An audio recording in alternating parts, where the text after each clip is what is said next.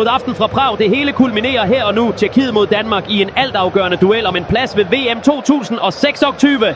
Danmark træder ind i Prag med selvtilliden pumpende og momentum på deres side. De ved, at de kun er én kamp fra at sikre sig en billet til VM 2026. Og efter en rejse præget af kølig kontrol og sprudlende offensiv fodbold, hvor semifinalen blev en regulær magtdemonstration med profiler som Mikkel Damsgaard og Gustav Isaksen i hovedrollerne, bringer de både kvalitet og erfaring fra de to seneste verdensmesterskaber ind i en kamp, hvor presset er massivt, atmosfæren elektrisk, og hvor spørgsmålet nu er, om de kan holde hovedet koldt, tæmme den passionerede hjemmebane i Prag og endnu en gang spille sig ind på fodboldens allerstørste scene.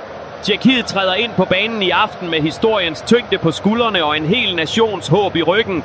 De ved, at de kun er én sejr fra et længe ventet comeback til VM 2026, og det har været en rejse bygget på vilje og rå styrke fra en stærk kvalifikation til den dramatiske semifinale, hvor de nægtede at give op, slog tilbage i de døende minutter og holdt nerverne i et isnende straffesparksdrama, og nu med den målfarlige Patrick Schick i front og et kogende Prag i ryggen, tror tjekkerne på, at det her er deres øjeblik til at bryde 2 årtiers fravær fra verdensscenen og skrive et nyt kapitel i deres fodboldhistorie.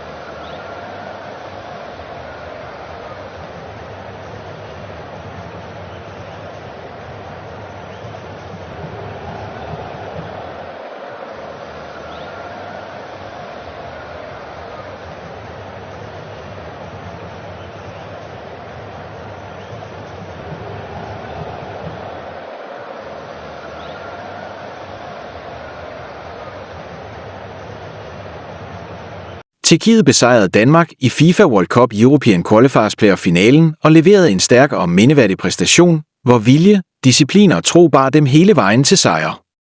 På en aften fyldt med pres og forventninger trådte tjekkerne frem og greb øjeblikket med imponerende autoritet. Fra kampens begyndelse var tempoet højt og intenst.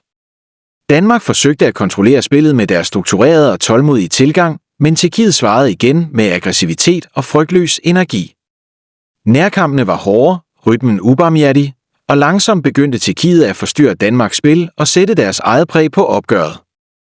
Som kampen udviklede sig, voksede Tjekkiets selvtillid. Deres defensive organisation stod stærkt og kompakt, hvilket gjorde det svært for Danmark at finde rum, mens deres offensive bevægelser blev mere målrettede og farlige. Samarbejdet på holdet var tydeligt, hvor alle